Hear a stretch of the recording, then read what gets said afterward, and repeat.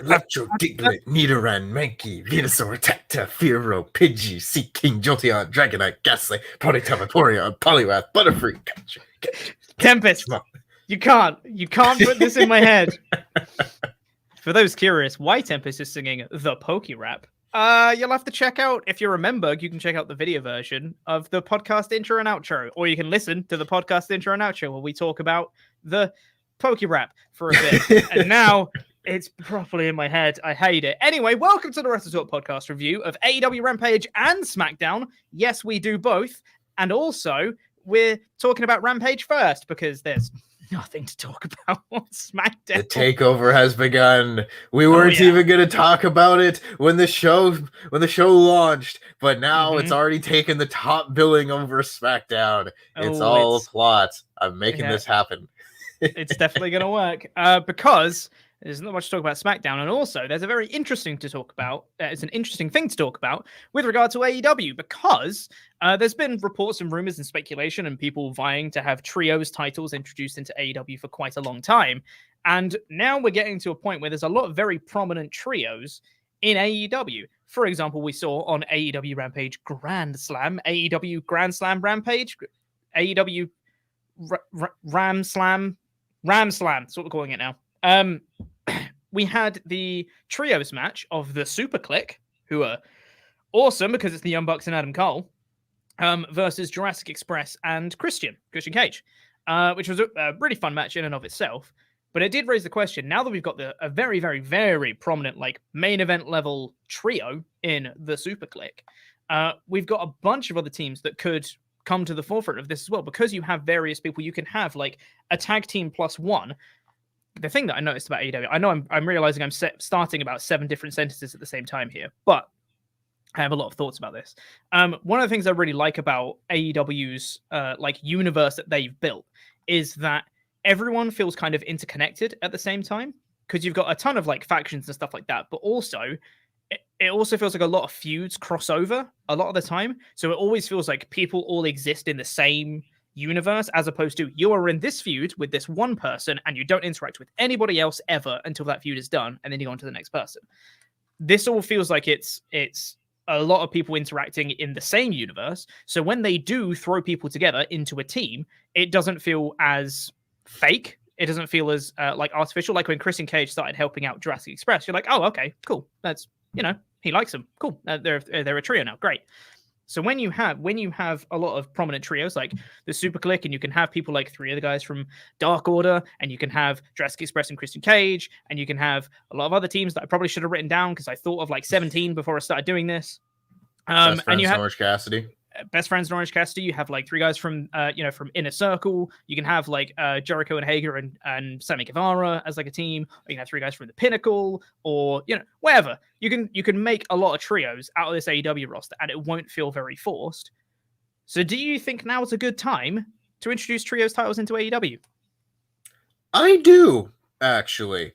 And I was not sold on trios titles in AEW for a long time because I think the less belts, the better, just in general. The less belts that you have, the more it makes your existing belts mean something. And I thought the introduction of trios belts would probably get lost in the shuffle a little bit. But having watched this trios match, I think now would be a great time to introduce these titles, because I think if they introduce the titles, just hand them to the Superkliq, right? Those should be the first champions. You have them be your inaugural 6-man champions, and they can have great 6-man matches on so many shows, and it would keep the Young Bucks away from the AEW World Tag Team titles, which I think is important. And it's so easy now to have goodwill with AEW's booking that I don't think they're just going to split up all the trios overnight. God forbid if WWE introduced trios titles, I'd be like, yeah, they're gonna have trios for 6 weeks, and then there's gonna be 2 trios of makeshift 3-man guys, and they'll hold the titles, lose them, and then break up, kind of like how they did with the women's tags. But But here I have faith that now this is just going to be a promotion with tons of factions at all times. And I don't feel like any of these factions are going to be like on the verge of breaking up anytime soon. So I have a lot more faith that there's going to be a bunch of teams there to fight for the titles. That being said, so many of these trios are like really good too. You know, Christian Cage and Jurassic Express, they're so good together. I love all three of those guys. And even if you don't have Christian Cage there, having Marco Stunt be like, I want to be a guy who's a champion in this company, maybe I can be a trios champion, that's as good a story as I've heard. You know, and a lot of people are naming other ones here where it's like, yeah, Pac and the Lucha Bros are another one. Daniel Garcia and 2.0 are another one. There's so many trios now that you can have all of these, you know, great matches. And I don't think they would put as much emphasis on these titles as they would like the World Tag Team titles necessarily. But you don't have to either. You can just have great matches with 6-man tags. And that's so exciting. Yeah. I love the idea now. Honestly, I do. Also, Gun Club, the undefeated team in AEW, first champions. Yeah, whatever. I don't know about all that, but no, I totally agree with you. And especially, I think this would be perfect for Adam Cole because he feels like the reactions he's been getting and for how great Adam Cole is, he feels like he should be one of the top stars in the company, but the story isn't there for him to be in the world title picture right now. This is the perfect thing for him to do, to solidify himself as one of the top guys in the company without being in that main event scene for the world title, gives him a title to hold and makes him feel very, very important in the trio with the Superkliq. I think it's the perfect thing for Adam Cole to be doing right now, to make him still feel important, but not getting bogged down and to be like, well, why aren't you vying for the title if you're so good kind of thing? Because he's got a title. Yeah, and like specifically with the Superkliq, you have them be the champions and just continue to team as a trio for months and months. You could just sow dissension in the Adam Cole, Kenny Omega thing, like right there.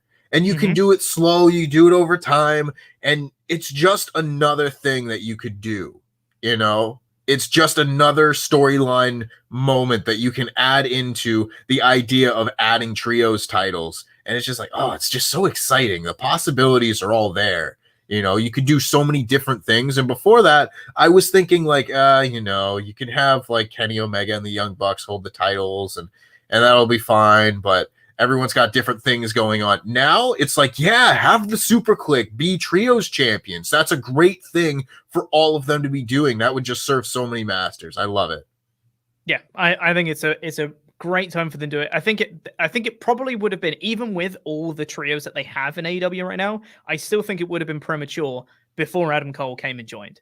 Adam Cole, I think now that's the trigger for this to be done. This is when you should introduce trios titles, because this is and now, yeah, as Shown Off TV said in the chat as well, Moxley, Kingston, and Homicide, potentially a new trio that we've got as well.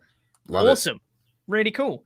So like, I think now is the perfect time to capitalize on the momentum they've got, introduce these new titles, make the Superkliq feel even more cool and awesome than they already are, and help elevate those guys. And like you said, keep the Young Bucks away from the tag division for a little bit and introduce Adam Cole as one of the top contenders of a new division.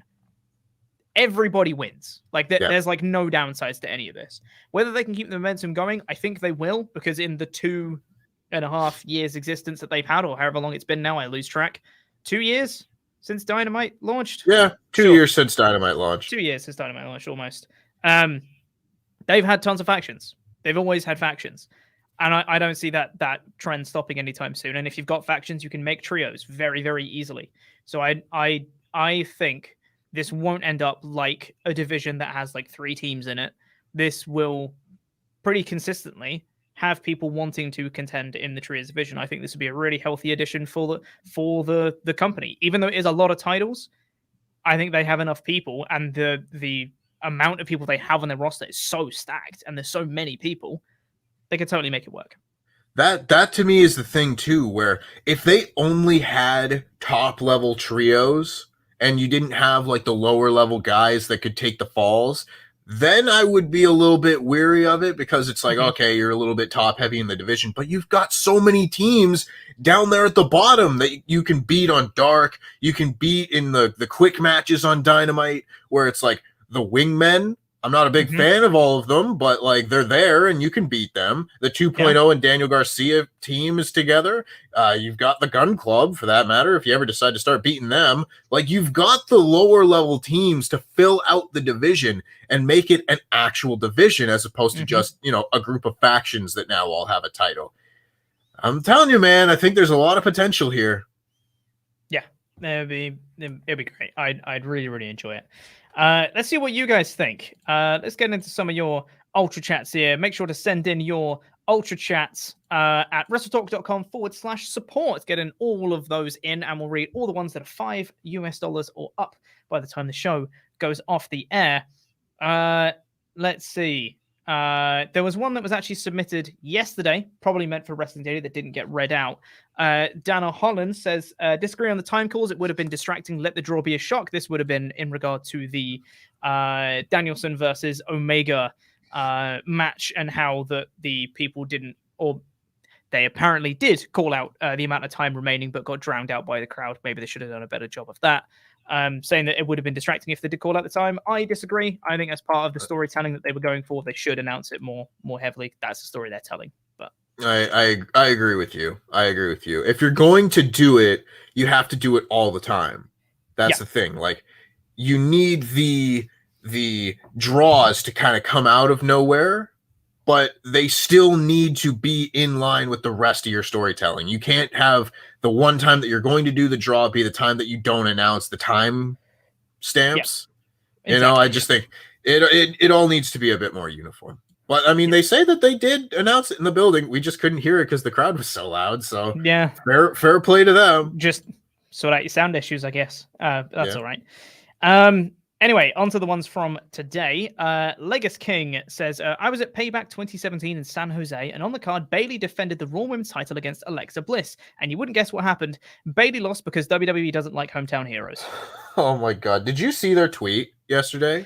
Yes, I got tagged in it, actually. I could not believe it. I genuinely couldn't believe it. For those who don't know, WWE tweeted out like one of their list this videos or whatever. It's like, here's 10 times the hometown return of WWE stars got ruined by heels.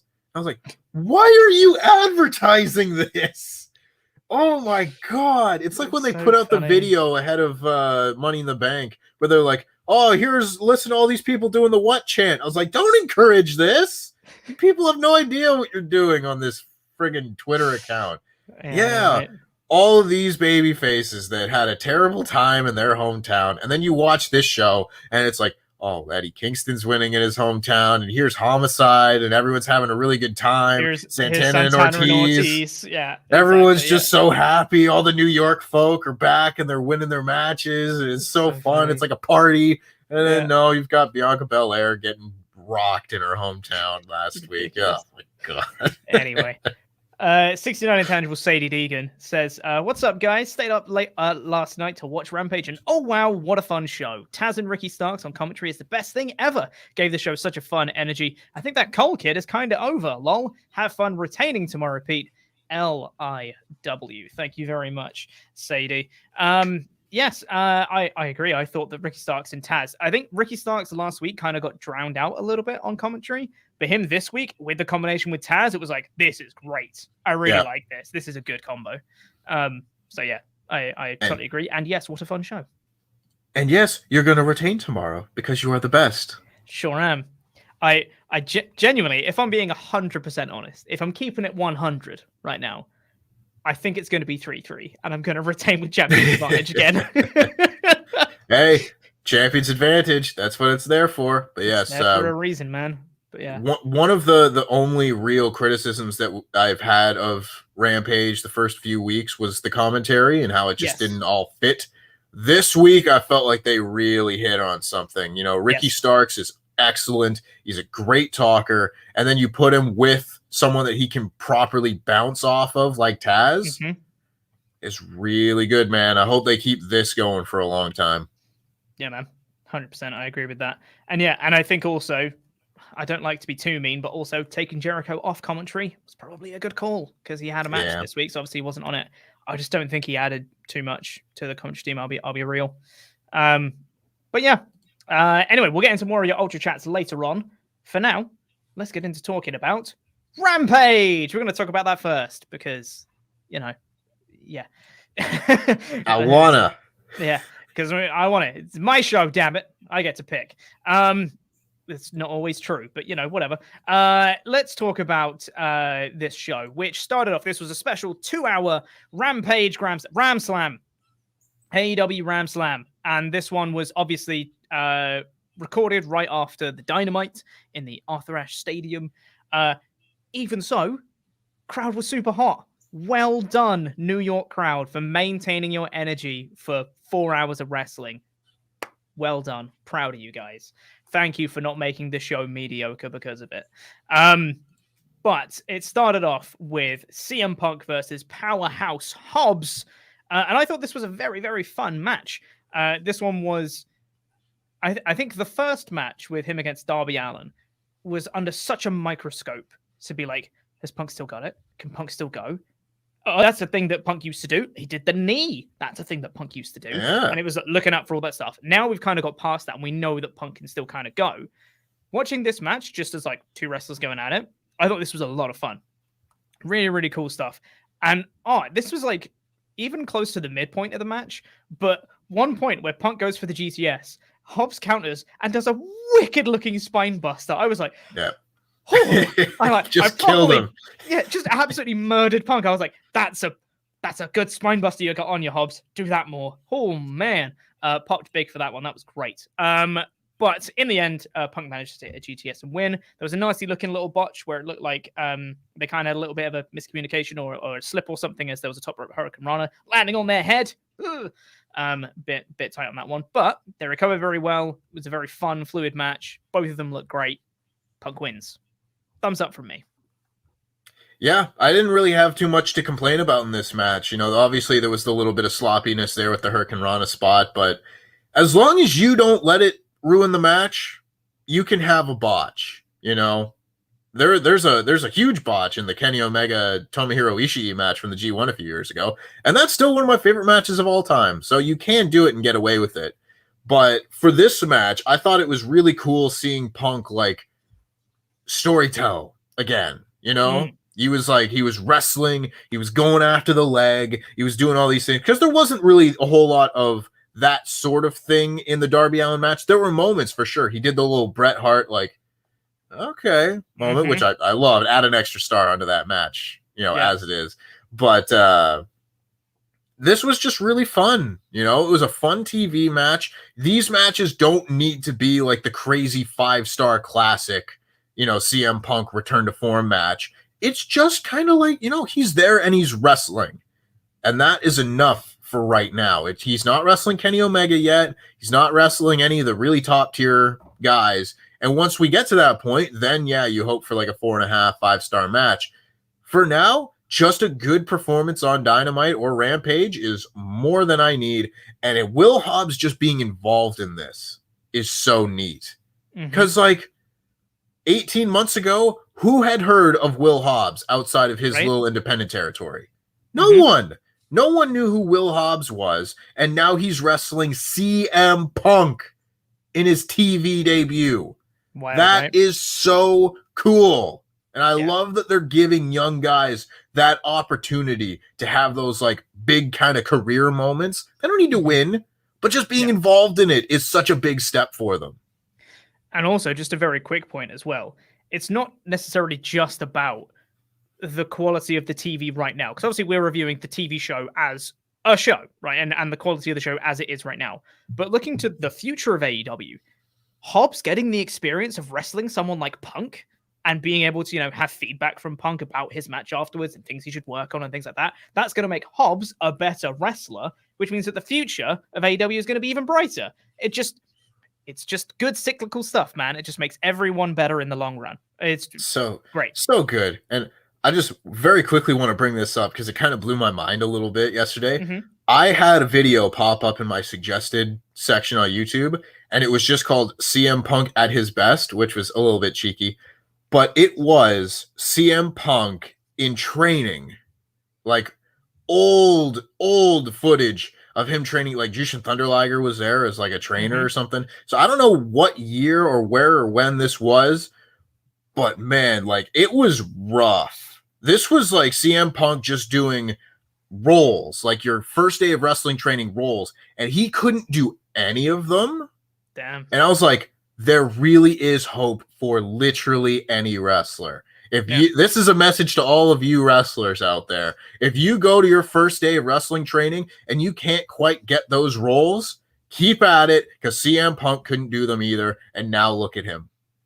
Yeah, exactly. Also, I know we keep saying also before actually moving on to the next thing, but also just want to point out, Taz was so good going back and forth between I hate Punk and he's pretty good. It's something that they do so well in AEW is they always, whether it's through promos or commentary or whoever the heel is, always still puts over the babyface as good. They never say, well, they're rubbish. So yeah, what a joke, Michael am I right? Cole. Yeah. Michael Cole as the heel is like, oh, well, he's worthless. He's a worthless nerd that can't win anything. He's probably a virgin. What a loser. Why does anyone like him? This is a waste of time. Stop liking him, you idiots.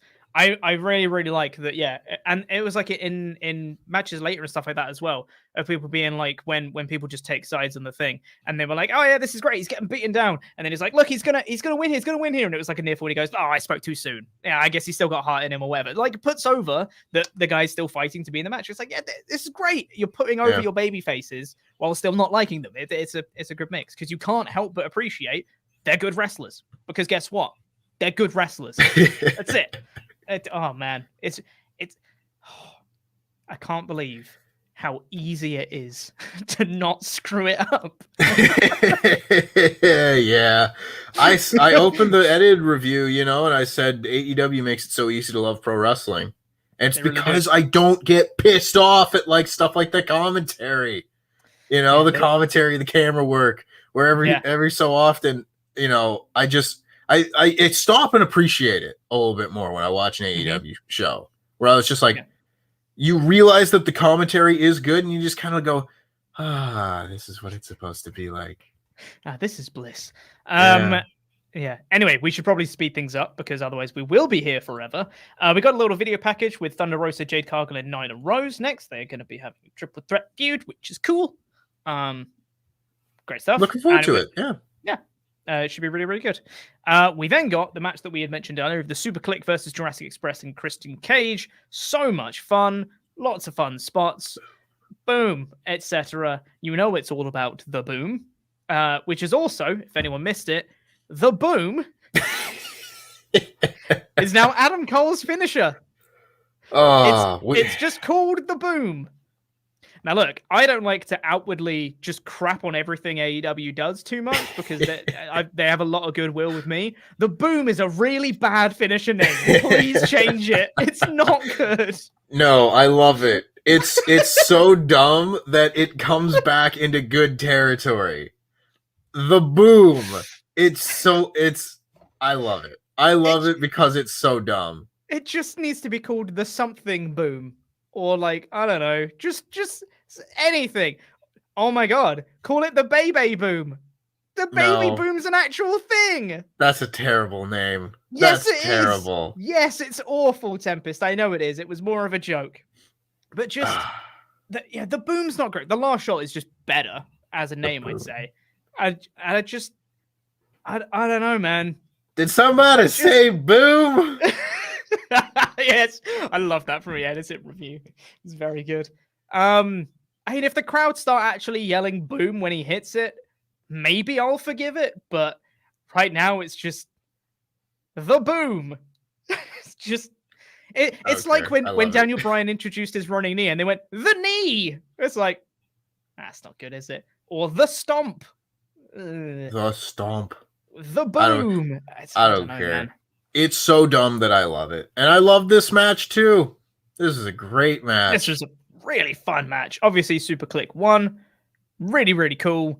Lots of fun spots. I'm not going to talk about all of them. We don't really have too much time, but it's a very, very fun match. Would go out your way to watch it. Good. Love it. Adam Cole is so over. So over. Like, I have the biggest smile on my face hearing the stadium full of people go, Adam Cole, baby. I'm like, yes. Oh, it's good.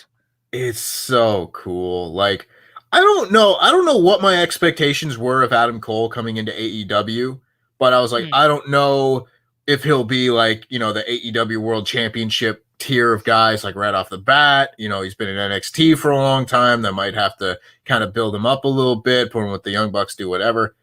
This is like the biggest star that they've got in the promotion right now. And this is right after having had Daniel, damn it, I was thinking about it too, and I still messed it up. Bryan Danielson and CM Punk, and you've got friggin' Kenny Omega, the top man in the world. You've got Chris Jericho still in the promotion. You've got so many top stars, and Adam Cole is the one who's getting the biggest reactions. What a megastar he is. He should call Love his Chugs. He should. No, you stole my thunder. I was about to say he should call his finisher the Chugs instead. Just the Chugs. The Chugs. It would be terrible. We then got the Men of the Year versus Jericho and Hager, obviously with Dan Lambert and all that stuff. I agree with what you said in your edited review. I thought the match was fine. Was what it was. Dan Lambert caused a distraction finish, or interference finish, I should say. Men of the Year get the win. But then the post-match angle was really good. Now, I don't know jack about MMA or the UFC or any of the people that actually came in as part of the Dan Lambert's lads and ladettes. I don't know anything about any of them, but the instant all of them started coming out wearing the same stuff, and then there's one guy who comes out in proper like suit and all that stuff, and everyone goes, "Oh!" I'm like, I can tell that guy's a big deal. I don't know who he is, but I can tell he's a big deal. Yeah, take it away because you know more than I do, Tempest. Yeah, I'm not going to pretend to be like an MMA aficionado by any means, but I watch UFC here and there, and there were a number of the people who came out where it's like, Junior Dos Santos is like, a pretty big star. Paige Van Zant's a pretty big star. And there were a bunch of the other guys where I was just like, okay, it's the mid-card UFC dudes coming out. And none of them, I don't know if they just weren't getting big reactions because they were coming through the crowd and whatever, but they didn't really get that big reaction as they were all coming out. But then Jorge Masvidal came out and I was like, whoa. And the rest of the crowd went, oh, it's Jorge Masvidal. Oh, and I was like, oh man, like this is really cool because he's like an actual sports star. He's not Conor McGregor coming in, or he's not GSP or whoever, like the absolute biggest stars in all of UFC history. But he came out and I was like, well, this is pretty neat, actually. Like sometimes if you need to do an invasion angle like this, where you've got a bunch of outsiders coming in, you need the really big star to come in and be like the head of the invasion. Otherwise, it's a mid-card invasion, right? Yeah. And having Jorge Masvidal come in was the main event guy coming in with this invasion. And I don't know if he's going to try and do some pro wrestling, but if he does, I'm here for it. He's got the charisma for it. Like he walks in, he's dapping up his team, and he comes in, he's doing this, he's hyped. And I was like, oh man, I'm actually pumped to see Jorge Masvidal in AEW. Like if we get Jorge Masvidal against Chris Jericho, that's pretty neat. That's pretty neat. Man. I'm here for it. And I tell you what, I didn't know who the guy was until he hit his running knee onto Chris Jericho. And I was like, I've seen that knee before. I've seen the clip on Twitter of him hitting that knee in MMA. There you go. It's the thing. I was like, I've seen that around before. It's like a very well-known thing that he's done on Masvidal. It was great. So yeah, hit his running knee on Jericho. I also like that he just stood in the corner while everyone else did the beatdowns. He was just chilling in the corner, just watching everyone else do their thing. And the only thing he did was his one knee on Jericho. And everyone went, oh God, that's awesome. Because it looked very good. And then they all stood too. Great. Very cool invasion angle. Thumbs up from me. Very good. Yeah. My next note after the match started was, American Top Team are pretty good, huh? Yeah, they are. Yeah. speaking of pretty good, we got Lucha Bros and Santana and Ortiz versus Private Party and Butcher and Blade. Man, it's Lucha Bros and Santana and Ortiz. Gimme. Gimme. I know they've already done it. I want to do it again. Yeah, do it again. Please. Give me it again. Also, Santana and Ortiz for a long time, they've always been an amazing tag team. For a long time in AEW, they were not considered on the same level as some of the other top tag teams. For whatever reason, they just weren't pushed as the same thing. They were doing a lot of comedy stuff in the inner circle, all that jazz. This match, for me, was kind of the reminder to be like, no, they're one of the best tag teams in the world. Just so everyone remembers, they're amazing. And it was like, right, we should be paying attention to these guys again, which is great because they're going to be setting up a match against them and the Lucha Bros. Yes, please. Give me it. Yeah. I said on the AEW podcast this week where sometimes you can just have people lose because it's not their time to be the top contenders or going for the championship or be champions or any of that. And that's kind of how I've been looking at FTR lately. It's just like, it's not their time to be going for the titles. I'm sure that'll happen down the road, but once we get there, they can start winning all their matches again. That's kind of how I felt for Santana and Ortiz for a long time. And there were a lot of people who were just like, oh, Santana and Ortiz, did they make the right decision going to AEW? And I was like, yes, they did, because their time will come when the Lucha Brothers are champions, and then we'll get to see these two teams go at it. It's going to be amazing. And now we're setting up for that, and I can't wait for that match. This 8-man tag reminded me a lot of the 8-man tag that was on Dynamite last year, where the Young Bucks and FTR teamed up to face the Butcher, the Blade, and the Lucha Brothers, where the two babyface teams that you know are going to feud with each other down the line are teaming up. And they're building. They're doing it right. They're doing this slow. And I'm very much looking for... I don't know when we're going to get that match. It might be at Full Gear. I said on Twitter last night, if you put Santana and Ortiz against the Lucha Brothers on Full Gear, you'll have the match of the night right there. So just do that. But I don't know how they're going to get there yet, but that's why we watch the show. I'm very into it. Yeah, me too. After that, we got Matt Hardy backstage because he tried at one point in the match to cut off one of the guy's hair. Orange Cassidy came out, and then Matt Hardy stopped for reasons. Matt Hardy then went backstage and then made a hair versus hair match with Jack Evans against Orange Cassidy, which was a very funny reveal of him being like, finally, I'm going to make you bold, blah, blah, blah. It's going to be you versus Jack Evans, who's standing next. So that should be fun. Jack Evans is probably going to lose. And I would think so. I guess. Yeah. Hope he's being paid more for that. And then after that, we got Sammy Guevara and Fuego del Sol coming out to do one of Sammy Guevara's cue card promos. And then Miro comes out and kills them. I love Miro. Love so Miro. Much. He's the best. I love Miro. Oh my God. Him coming out. His promo bit at Grand Slam Dynamite, his video package that he had of my God demands pain and my wife demands pleasure, and also pain sometimes. I was like, God, he's just the best man to ever live. I say this, I feel like every time that I see Miro is one of the most consistently entertaining performers that I've seen in wrestling, maybe ever. Yeah. He's awesome.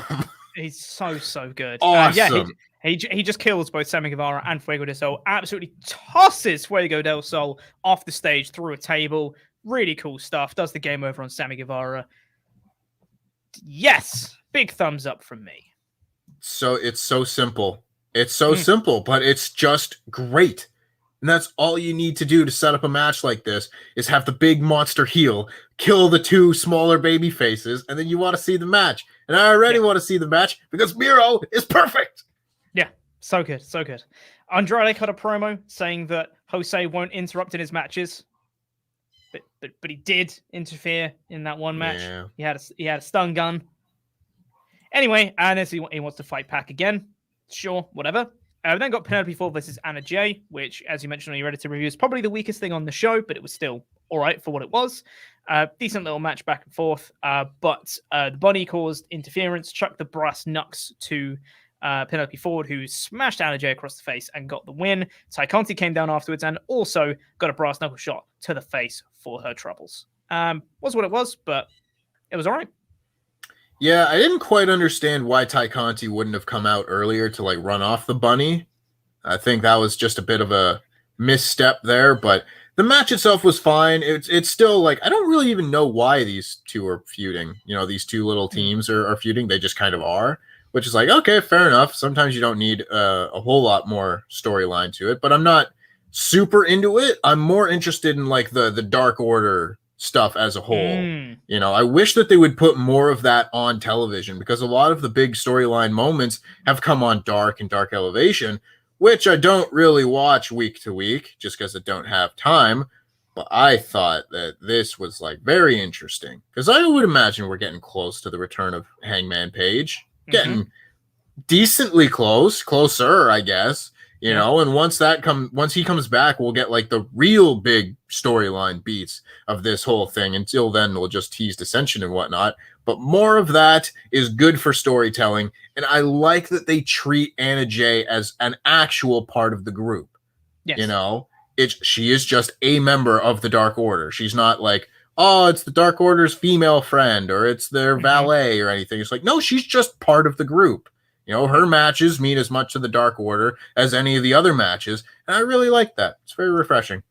Yeah, so post-match, the Dark Order came out with Orange Cassidy and Chris Statlander, like both sides of Dark Order that are feuding, came out, chased off all of the guys because Hardy Family Office came out to stand guard essentially in the ring. So they were kind of united on the same page a little bit, but then afterwards they offered a handshake, but Evil Uno turned away and they all walked off and they're still feuding. Cool. Into it. Yep. Great. We then got the announcement that it's going to be Jungle Boy versus Adam Cole on Dynamite.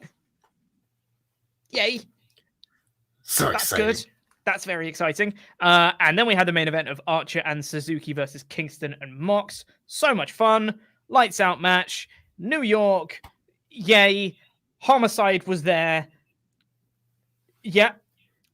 Yay. Kingston and Mox win. Okay. This is a nitpick, but I do have one slight problem with the match. Is that the crowd just wanted to see Eddie Kingston go wild, right? That was what they were building to. A lot of it was working over Mox, and Kingston was on the outside, like selling a lot of the time. And I feel like the crowd really just wanted to see hometown boy Eddie Kingston just go wild and like get the win in the end, right? Mm-hmm. It felt like Homicide came in, which was a good pop and everything. And then Kingston did like the trash can bit with the kendo stick and then won, and that was it.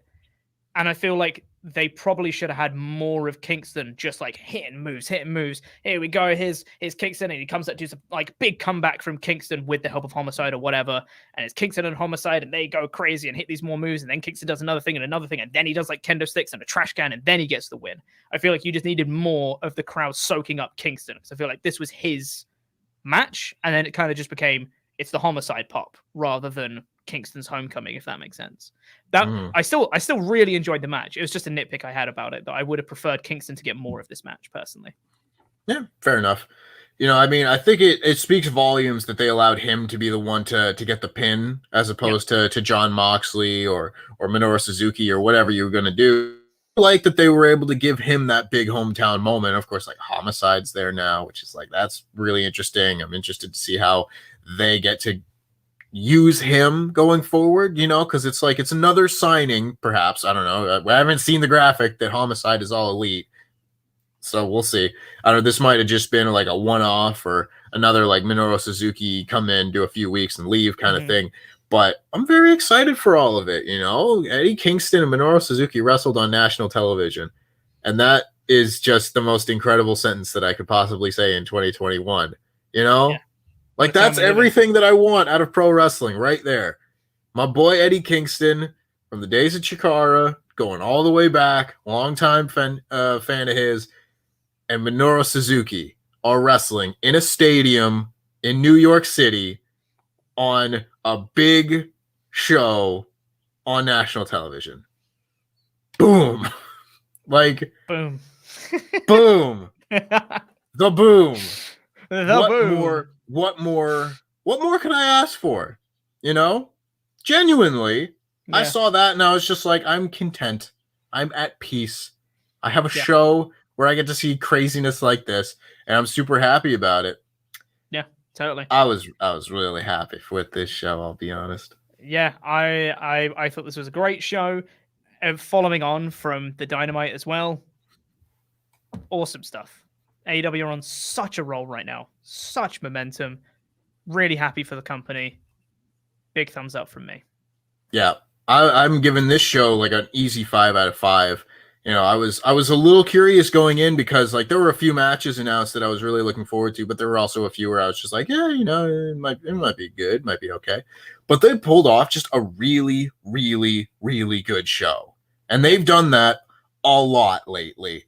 And I was really interested to see if they were going to be able to keep this momentum going. And then they started announcing matches for next week's Dynamite. And we've got Jungle Boy and Adam Cole and Miro and Sammy Guevara. And I was like, they just have such an amazing roster that they can have great shows all the time. Yeah. What a concept. I know. Crazy, right? Yeah. But that is going to do it for the Rampage review. Let's talk about SmackDown. We probably talked about for Rampage longer than we should have. So let's talk about some SmackDown, shall we? Which started off with Becky Lynch coming out and doing a promo after a recap of Bianca's homecoming thing. She then was right in saying that, hey, don't blame me for getting physical. Bianca's the one that started it. And it's like, yep, she did. You're right. Bianca did look dumb. You're quite right, Becky. Yes. Mm-hmm. And then Bianca came out. I was expecting Bianca to say some really dumb stuff when she came out, to be like, no, Becky, you're still the villain. You shouldn't have come out during my homecoming or whatever. And she didn't say any of that, which was great. What she did say was, oh, by the way, when you were gone, I was just matching all of your biggest accomplishments of winning the Royal Rumble and main eventing WrestleMania. But I just did it in a quarter of the time that you did. And I was like, that's good. That's a good promo right there. Yeah. I like it. Well done, Bianca. That was good. So yeah, I was pleasantly surprised about that one. Then Bianca went for a handshake, and I was like, stop being a dumb baby face. God damn it. Why would you go for a handshake? She got slapped by Becky, but she stood tall. So you do know how to do it, WWE. Just do it last week instead. Idiots. Yeah. I thought this was a good opening segment. You know, I've not been super into all of this right now because I mean they got off on a really rough foot, you know, with Becky beating Bianca in seconds and everything like that. I was not super invested in this feud, but this was one of the moments where I was just like, all right, well done, everyone. You did it good.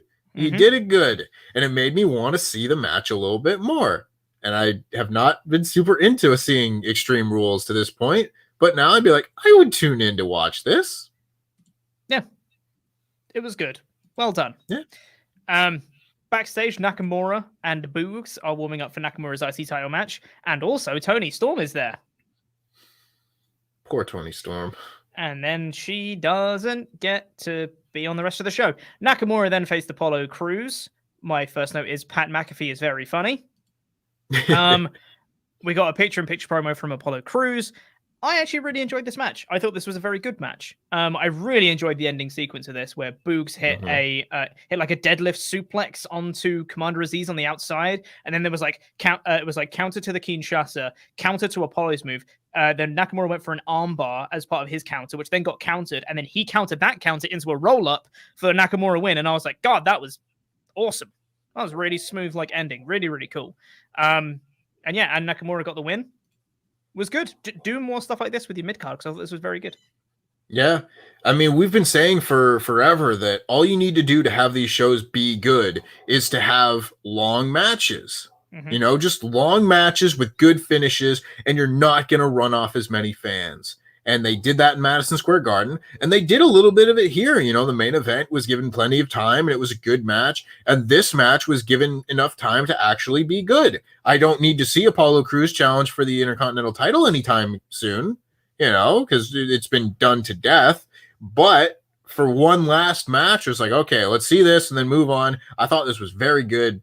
Like you said, Boog suplexing Commander Aziz got a huge reaction. It was really cool looking. And then they could have hit like a really cool roll up for the finish. I was a big fan of all of this. This was good stuff. It was. After that, we got a recap of Reigns on Raw, winning twice. And then Montez Ford does a promo. He's saying that Angelo Dawkins is AWOL because he's got the nuptials of a friend. But he does a promo. And he calls the Usos his bloodline bitches. He said the B word, Tempest. Edgy. Which made Roman Reigns so mad that he then requested a match against Montez Ford tonight because he said bloodline bitches. What do you expect him to not fight him? He said bloodline bitches, Tempest. He did. I loved Roman Reigns' face during this backstage promo because he was like, what did he say? He's like, oh, well, he said the Usos are your bloodline bitches. And you just see Roman's face just kind of go, he said what? Yeah. I thought this promo from Montez Ford was like really good. It was. You know, we haven't gotten to see a whole lot of promos out of just one of the Street Profits at any time, and this was a moment where I was just like, you know, people have always kind of said like Montez Ford's going to be a future WWE champion, and I was like, I will put no guarantees on anything that WWE does when it comes to pushing new stars. Nope. But in this case, I saw this and I was like, I could see it. I could see it. You know, totally. I mean, he's definitely got the talent to do it. It's just whether WWE actually goes with him or not. But for this night, I thought Montez Ford was a goddamn star. He was, yeah. And especially with the main event match that you had as well. I thought he came across really, really good. Then we got a backstage segment of Paul Heyman going to Sonya Deville and Adam Pearce and asking for that main event match. And they go, yep. Great, thanks. Thanks for the promo. Really needed that. Yep. Sure, whatever. And then we got a recap of Seth Rollins and Edge. And Seth cuts a promo saying that Edge should turn up to SmackDown next week. He's not got a response yet. He needs the validation from Edge to be known as the man who's ended his career. So he recommends that Edge should turn up next week and tell Seth face to face that he's responsible for ending his career. And if he doesn't, he will go to where he lives and he will beat the answer out of him in front of his wife and children. And I was like, also a good promo. Well done, Seth. Solid. And we got the announcement a bit later that Edge will be on SmackDown next week. Indeed. If this is the return, boy, is this rushed. Oh yeah. You know, this man died on TV. He was murdered on TV and carted away in an ambulance. I was like, he shouldn't be back for like months. And that was the report that he was going to be gone for months. So I hope this is him coming back and saying like, I'm not wrestling you right now, but when I recover and I'm healthy, I'm going to kick your goddamn ass or something like that. If this is them going like, we'll have the match in Saudi Arabia, I will just turn off the show. That'll be it. Yeah. I'm hoping just because it's the draft episode next week, I'm hoping that that's just going to be Edge coming in to just be like, it's a draft episode, so I'm here kind of thing. And it'll do a thing and then it'll go away again. Would be my ideal. We then got Liv Morgan versus Zelina Vega. So Liv Morgan has been protected and been pushed and beaten Carmella and Zelina Vega multiple times. Was pushing to get into Money in the Bank, was one of the favorites to win Money in the Bank. She then is challenging Carmella on pay-per-view next week, presumably still being protected to be set up as Becky's next challenger after she presumably beats Bianca Belair. She's been protected for ages, been pushed for ages. Everyone knows that she's having this match with Carmella on pay-per-view, so she is obviously going to beat Zelina in this match, right? Right. But then Carmella was at ringside and said something, don't matter what, and Liv Morgan goes, huh? What did you say to me? Completely turns her back on everything and everyone, and then gets attacked by Zelina Vega, who hits a code red, and then Zelina Vega wins.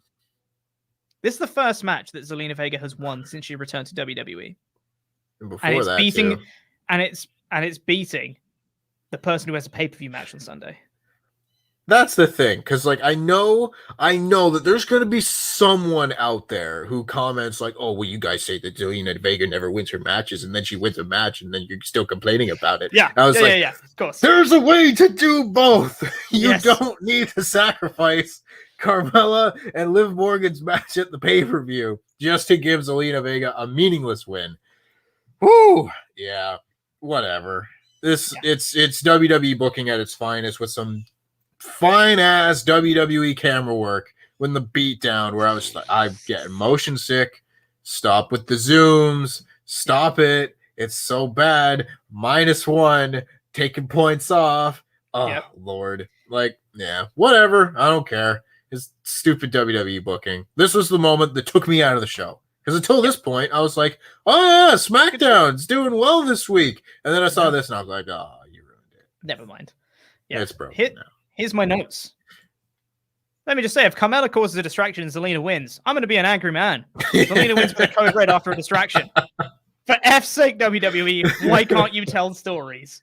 Yeah. Those are my actual notes I made on this show. Goodness me. Then we got Happy Corbin debuting his Happy Talk. That's his talk show. It's not a good name, is it? Why do we need talk shows? I feel like talk shows are passe. I don't know. They're so outdated. They're so outdated. We don't need talk shows anymore. We've evolved past the need for talk shows. You know what else we've evolved past the need for? I'll talk about this more later. We've evolved past the need for heel authority figures. Oh, yeah. I'll talk about that more later.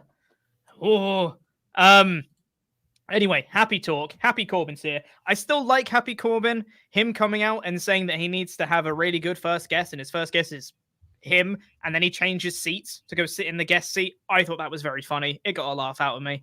But then Kevin Owens comes out, and he gets attacked by a dude.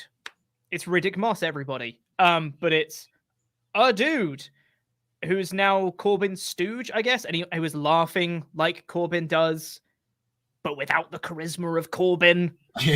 And they did a cool little like slam onto the steps for Owens, which was nice. I think Corbin having a stooge makes Corbin's character worse. I think the Happy Corbin character works so much better when he's a solo act, because he's just the one guy who's just like, hey, I'm happy to be here. What up? Boo-boo-boo. And he's just the guy who got lucky at the jackpot and is just reveling in his success. If he's just got a dude who's also just happy all the time for reasons, it just doesn't work anywhere near as well for me. Plus, flashbacks to the mid-card vortex of Doom and Corbin having all of the factions all of the time to try and beat down Roman Reigns and Braun Strowman. And stop. Don't do that again, please. Just means that we're going to get more interference finishes going forward. Yeah. And that's bad news. That's bad. You know, the segment was largely fine, but oh no, don't do that. Mm-hmm. I don't need to see Riddick Moss on my TV screen as Baron Corbin's second. No. I just don't need to see that. That doesn't make me excited. Yeah. After that, we got another Montez Ford promo, which was much of the same of his first one. I wrote on my notes, I was like, oh, it's another Montez Ford promo. Okay, so he's going to get attacked by the Usos. He didn't. He just cut a promo, and I want the smoke. And I was like, yeah. Okay, that's just the end. All right. He just did two promos this night. All right. Why not? It's still a good promo. And we got Nikki, almost a superhero, versus Natalya, and she won. Cool. I was going to be upset about all this until Shotzi and Nox came out, and then I was like, okay, at the very least, they exist still, because that was a question for a while. You know, we're just gonna beat the tag champions 3 times in a row and go away forever, which is just like, what? This is the kind of thing that makes me go, what are you doing when you write these things down? You know, it's like, okay, and then in the 4th match, we have Shotzi and Nox beat the Natalya and Tamina. Okay, yeah, go. Next week. What did we do last week? Oh, Shotzi and Nox beat Natalya and Tamina? They don't remember that. Let's just do that again. Do it again. 2 weeks later. What was the last thing they did? Oh, they beat Natalya and Tamina? One more time. They probably don't remember it. We got to do it. The next week. This time, let's make it different. Let's make it a championship contenders match. It'll be yeah. Oh, great idea, kid. You got a real future in this business. Oh, what did we do 2 weeks ago? They beat the tag team champions? Nah, I don't remember. So we can do it one more time. Let's do that. Next week. What do we do? They beat the tag team champions? Nah, no one cares about that. Let's do something else. What are you doing? I don't know, man. I don't think they know what they're doing. It's whatever. No. We got a promo that I really enjoyed backstage of Sami Zayn essentially trying to turn Dominic heel. He's basically trying to corrupt him to the dark side. The dark side. Which is very cool. Of him just basically, he had a little argument with his dad, and then Sami Zayn comes in and is just like, hey man, we're here to fight. Don't worry, I'm just saying that you have all the tools. Like when you were fighting me, you were getting better and better. Your dad doesn't know what he's talking about. You got all the tools to succeed, kid. Just Just letting you know. See you later. And it's like, I see what you're doing, Sammy. You master manipulator, you. That's cool. I did like when Dominic was like, Dad, if you weren't at ringside, I would have beaten Sami Zayn. I was like, he was on commentary. He was on commentary. You just lost. You lost because bad. You suck. Yeah. I get that, like, he's supposed to be wrong, but I was just like, you don't believe that. No. You don't believe that, do you? He's just a stupid little kid Tempest who's not a kid. He's a kid to me. He's younger than me. That's true, yeah. We then got an in-ring promo from Naomi, who said, Sonya Deville's not giving me a match, so I'm not leaving this ring until I get a match. Sonya Deville came out and said, nope. And then she left. And then she got security to come out. And okay. We have evolved past the need for heel authority figures. Sure do. We have no authority figures anymore, remember, Tempest? Authority figures are a thing of the past. We don't need them anymore. We are the authority. Remember all of that? I sure do. Oh, we don't need these heel authority figures anymore, and I especially don't need to see Sonya Deville doing a heel authority figure when she's a really good wrestler. Why you gotta do this? Why you gotta do this, WWE? Why you gotta do the tried and tested heel authority figure that is never going to be as good because it's not in the same era and not the same person and not against the same top star as Vince bloody McMahon.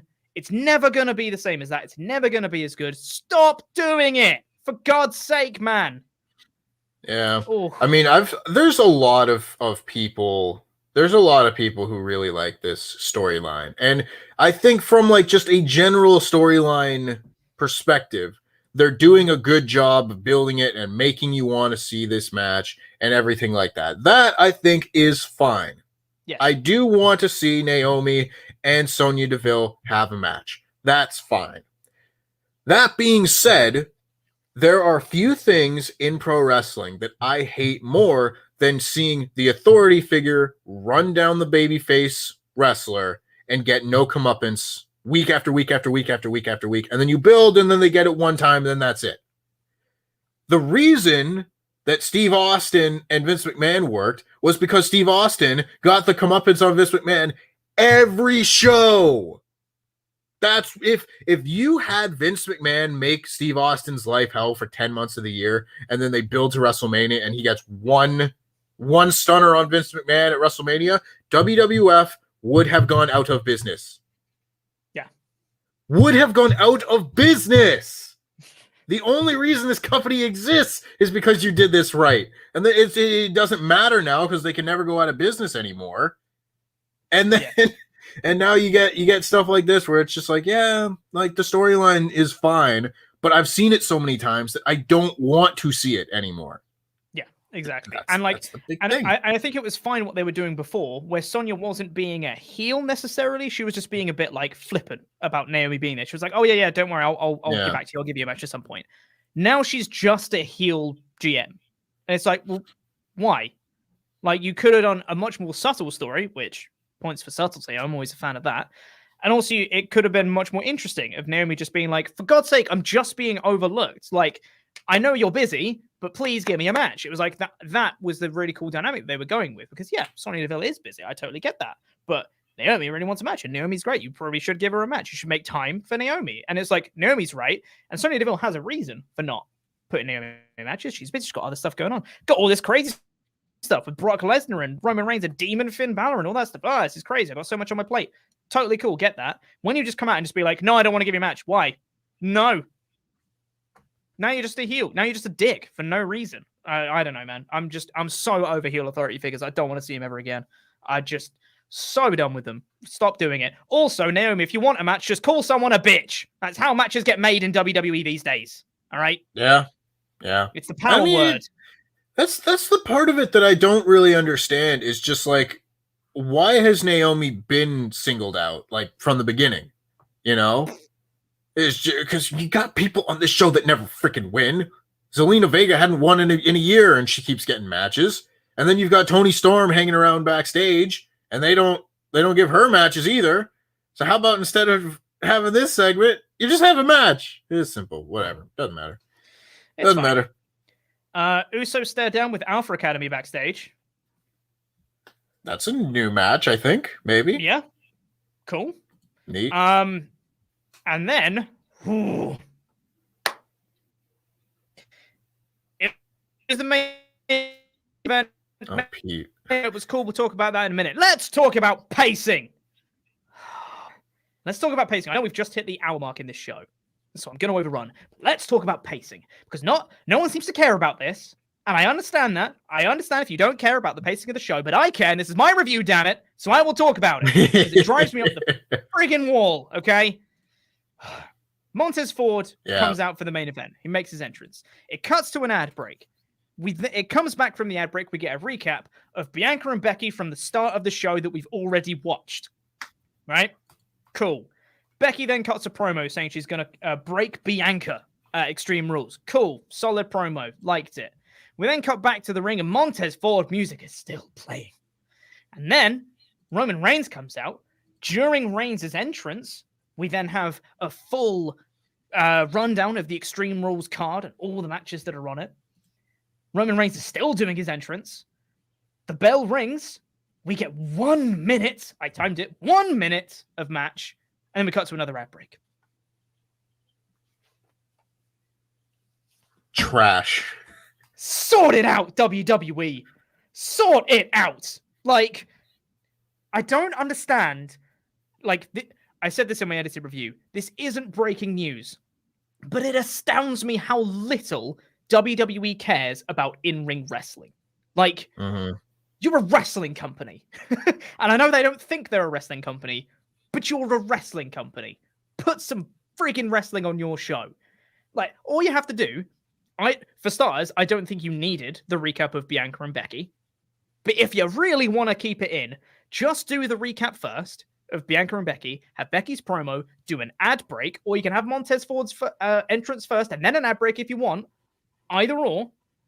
But then you come back, you do Montez Ford's entrance, or if you've already done it, Roman Reigns is already entering because he entered during the ad break. Or you can do it if you want to have Roman's entrance, the start of it be the thing, then swap them. Have Roman come out first, ad break, Montez Ford is already entering, do that. And then do a little graphics in the corner during the match of the Extreme Rules card. That way you get more wrestling on your show. It's not hard, guys. It's not hard. Yes, they do. Yes, they do. They do. They do control the commercial. Do you ever notice that AEW never does this? It's because they control it. You know, they have to take ad breaks. Yeah. If they had their way, they would just load up ad breaks in certain spots and just do nonstop programming. So in that sense, they don't control it. But you don't have to do it like this. No. And also, something that AEW does very well, they do a ton of picture-in-picture ad breaks. So you don't miss the action. That's also a way around it. That's totally cool. And also, if they do have to take an ad break, they're like, hey man, we're going to take an ad break. We're real sorry, but it's going to be 90 seconds. We're going to be right back. Like, that's a thing that they always say. That's fine. If you want to do that, that's fine. And more often than not, that's in matches, but you don't miss that much. It's 90 seconds. That's fine, right? Just doing it as part of an entrance to then come back and nothing has happened in the ad break.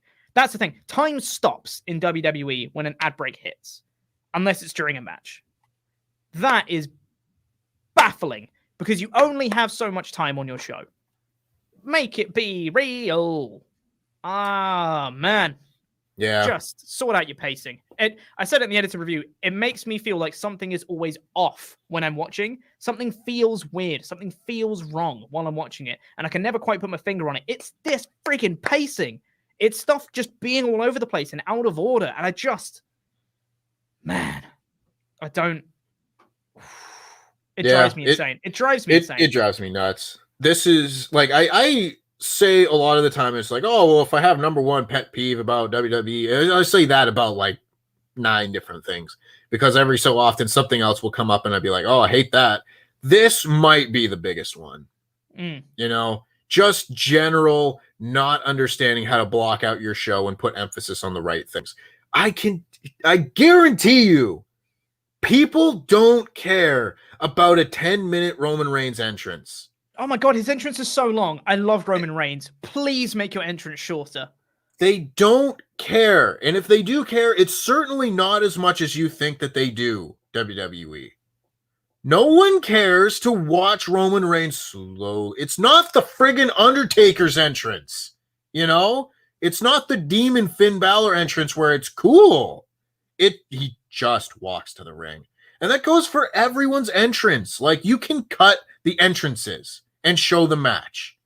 If you did that, I would enjoy these shows so much more. So much more. Anyway, we're going to have to move on because I know I'm the one that overran by talking about that, but we are going to overrun massively because we still got Ultrachats and Patreon shoutouts to do after this. But it was the main event of Montez Ford versus Roman Reigns. I thought this was really fun, which was lots of like hopeful offense and near falls for Montez Ford. I thought they did this really well. It was kind of like how when they did the Fuego del Sol Miro match, you got a couple of hope spots in, and it was like, oh my God, he hit a tornado DDT. That's awesome. Roman was still kind of in that like protected position. And Montez Ford was just getting in like hopeful little spots. Like, oh, maybe he can do this thing. Oh, it's a good near fall for Montez Ford. But ultimately, Roman comes back on top again. And that was the structure of the whole match. Really, really enjoyed it. Really good offense from Montez Ford. Believable near falls. But it goes for a frog splash. Roman gets the knees up. Guillotine. Makes him tap out. Good stuff. Good stuff for Montez Ford. I thought he looked great coming out of this. Yeah, these are the kind of matches that I want to see in WWE more often. Where you have the big star face like one half of the tag team and he can beat him, but you make the one half of the tag team guy look good. Mm-hmm. It's brilliant. Do that all the time. I love this kind of thing. And it's really simple storytelling where it's just like, you can believe that Roman Reigns would beat Montez Ford. Yeah. It's simple. It's easy. It's good storytelling. And leading into this pay-per-view that I, be honest, don't really care about that much. But as for one show, I thought this was a fine main event of SmackDown, and I would like to see more things like it. Yeah, 100%.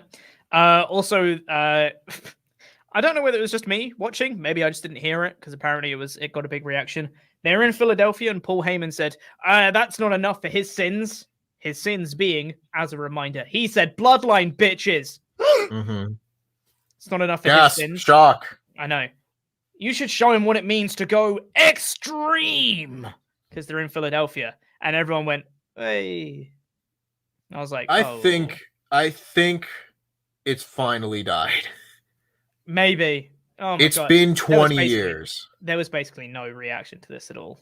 You know, like there were still moments. I remember at Money in the Bank 2013, they were in Philadelphia, and Paul Heyman came out to turn on CM Punk, and everyone was like, "Yeah, Paul Heyman, EC Dub."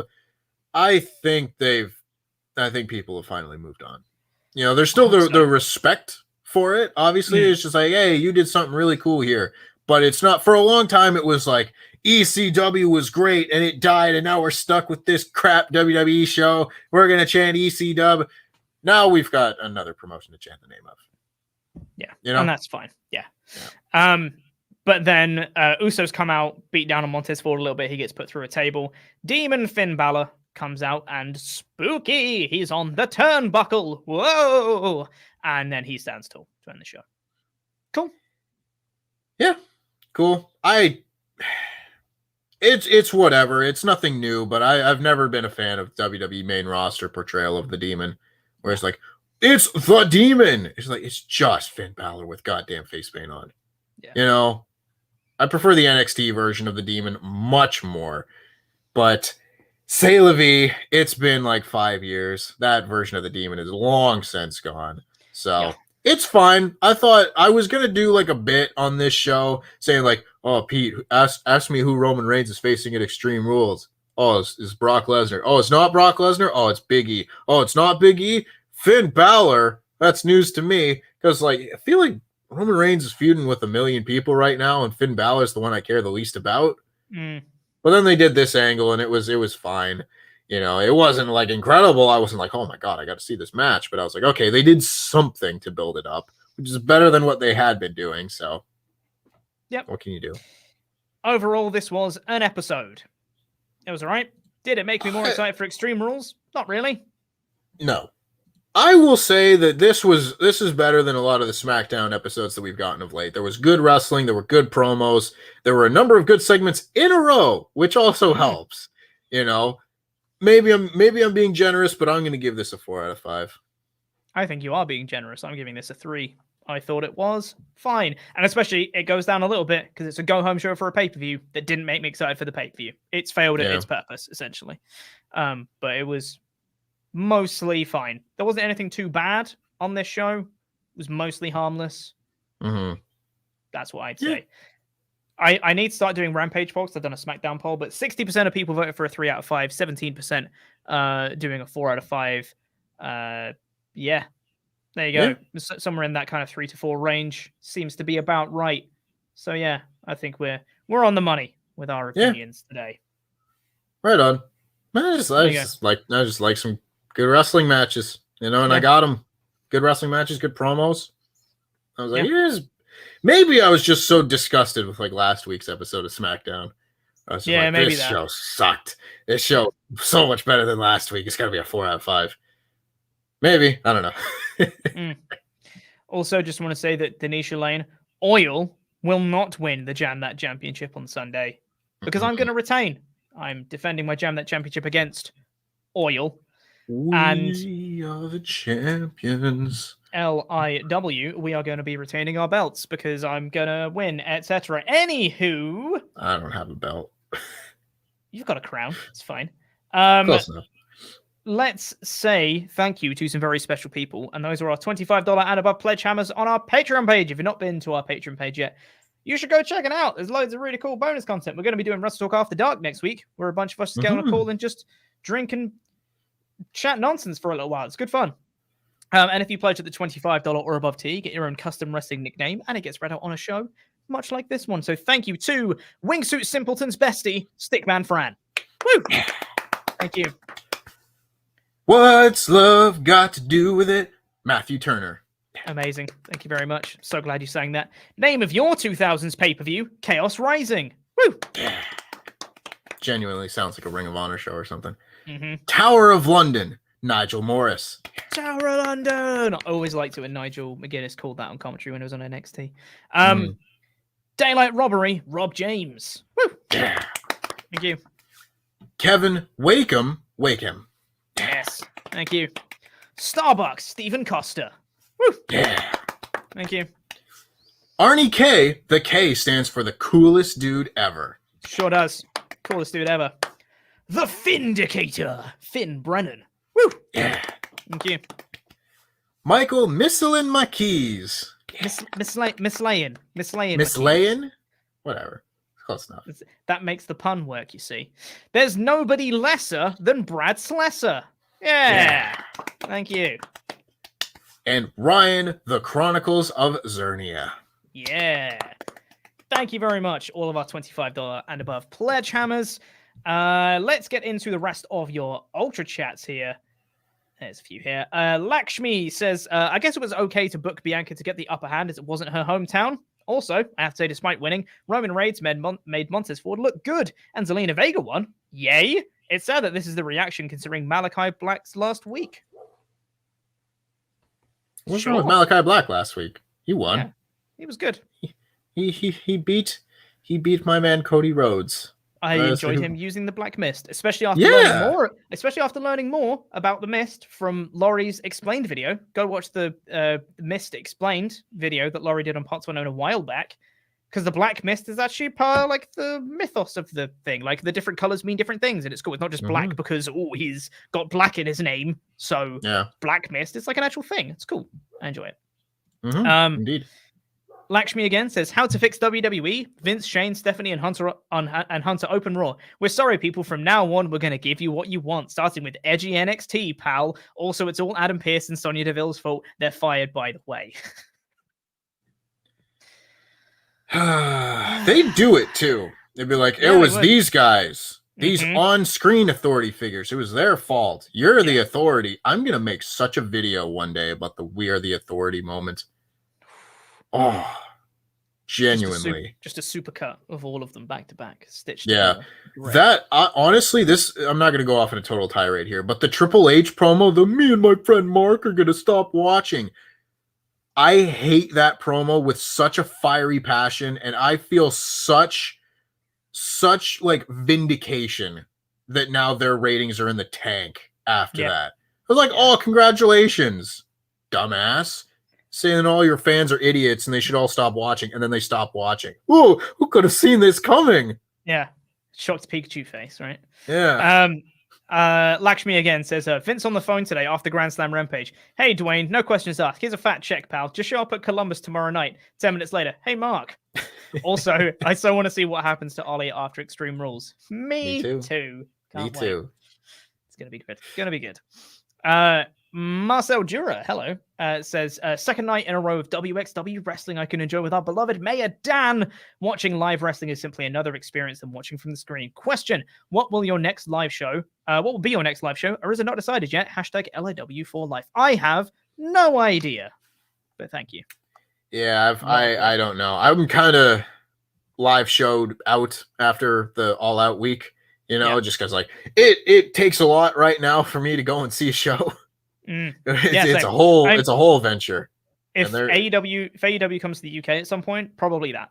Yeah, because we're only just now starting to increase capacity at events in Canada, so it'll be a while before we get anything like that in our neck of the woods. So it'll probably be a while, but man, if I could go to like Full Gear or something like that, I probably would. It's a lot. It's a lot of travel. Yeah, that's fair. Fiery Turtle says, absolutely banging episode of Rampage to follow up Dynamite. On a separate note, in the Australian rules football, Melbourne just won their first premiership in 57 years. Up the D's. P.S. Sorry, this is a generational thing in the family. There was alcohol. No worries. Footy. Australia. Was that supposed to be Australian? Is it not? No, it's just footy. Footy. It's all the same. All soccer is footy. That's English. I know. But crikey, mate. No, but it's I Aussie, can hear a Aussie dingo rules, eating my baby. Aussie rules football at the footy match. Aussie rules football is very different from UK football. Yeah. Aussie rules football is wild, dude. It's crazy. It's so cool. Is it like American football? Is it like rugby? It's kind of like, it's closer to rugby than anything else. So it's soccer, but hooligans. But it's not that. Soccer played by hooligans. Rugby is the gentleman's game. Thank you very much. I don't know why I'm defending rugby here, but whatever. David Evans says, hi Pete, hi Tempest, forget SmackDown, forget Rampage. What the viewers really want to know about is whether either of you have any tales of having accepted items of food, potatoes or otherwise, from strangers on public transport. This is a weird question out of context if you haven't seen the magazine show yesterday. No, I have not, because I'm not a lunatic like Andrew Zarian. I'm not insane like Andrew Zarian. If you've missed the magazine show of the WrestleTalk podcast yesterday, go watch it. It's weird. It's probably the worst episode we've ever done. It's amazing. Adam has you so many like game issues. boards? Do you like game boards? You like game boards? Game boards. You had Andrew Zarian talking about getting a potato from a stranger on a train that poisoned him for like a month. Adam had so many technical issues. It was barely like he didn't know what was going on and was messaging me the whole time being like, I can't hear them. I don't know what to do. It was amazing. Go watch it. So much fun. So bad it's good territory. So bad it's good. Absolutely. That is going to do it for this bumper episode. Goodness me. I guess it was a 2-hour Rampage. Forgive us. Yeah, that's our excuse anyway. We just don't like talking about Rampage too much. Thank you for watching, everyone. Really do appreciate it. Stay tuned. Subscribe to this channel because tomorrow it's Extreme Rules live reactions for me versus Ollie for the Jam That Championship. I will be retaining, of course. And if I win, Ollie has to become my manservant. It's going to be really fun. Can't wait for that. So subscribe to the channel if you haven't already. Live reactions tomorrow. And Ollie and I will be reviewing the show on Monday as well. Then we get into the normal schedule of Raw, etc. in the build to whatever's in October. Jewel. Yeah. Boy, if you thought I wasn't looking forward to Extreme Rules, really not looking forward to the next one. Yeah, no. Thank God. I'm on holiday for Crown Jewel. Thank God. I don't have to watch that. I've made a habit of not watching the Saudi shows. I intend on keeping that tradition up. It's going to be great. Anyway, thank you so much for watching, everyone. Really do appreciate it. If you're watching on Catch Up, please press the videos that have just appeared on the screen to catch up with more awesome WrestleTalk podcast content and the button in the middle that will make you become a pledge hammer over on our Patreon page. I have been Chopper Pete Cornell, your Jam That Champion for now and ever. I've been joined by my intangible co-host, Tempest the Wrestler. LIW for life. Catch you guys later. Boom. Boom. The boom. The boom.